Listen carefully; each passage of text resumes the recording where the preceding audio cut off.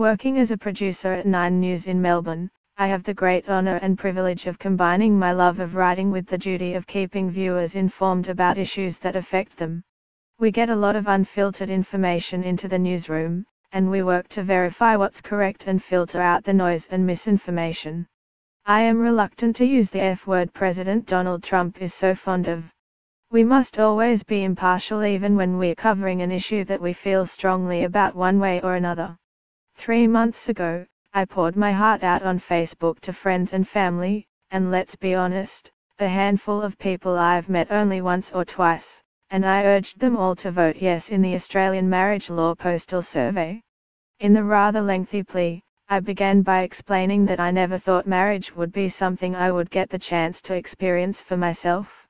Part of kicking open the closet door and tentatively stepping out, is making peace with the fact you may lose opportunities, experiences or even people you would have otherwise had in your life if you'd stayed quiet.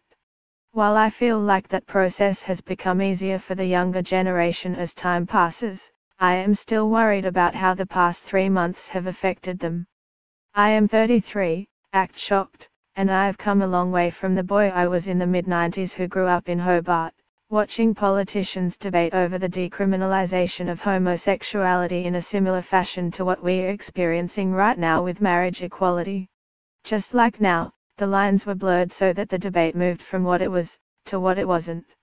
Instead of people putting forward their case on why same-sex attracted adults shouldn't be able to marry, advertising campaigns in the past few months have focused on rumors surrounding the Safe Schools program. Apples and oranges? Similarly, in 1994 the Commonwealth government passed a law to address the fact that Tasmania was the only state left which hadn't decriminalised homosexuality. Liberal Senator Eric Abetz put out a media release saying that decriminalising would presumably allow sodomy and incest. That debate carried on before my eyes not for a few months, but for several years, with an almost comedic timing that matched when I went through puberty. The awkwardness of those years are a universal experience. You're discovering who you are, your body is changing, and you're not always loving the result.